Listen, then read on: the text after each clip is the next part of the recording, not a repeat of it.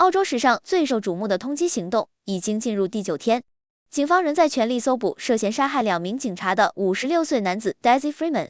这次连澳洲国防军都出动了，国防部长亲自出面，宣布派出战术规划专家和空中侦察机支援维州警方，范围已经覆盖到普尔潘卡山区国家公园，连直升机都出动了。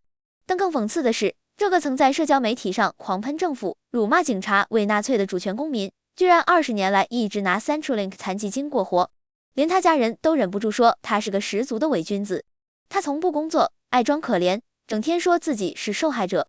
邻居说他骂政府，却每周都领福利金，太虚伪了。甚至有人说他唯一的残疾可能就是一颗牙痛。嫌犯 Freeman 与主权公民极端组织有关，警方担心他持枪在逃，甚至还获得外界支援。如今第9天过去了，这场史无前例的围捕还会持续多久？我们将持续关注此案后续进展。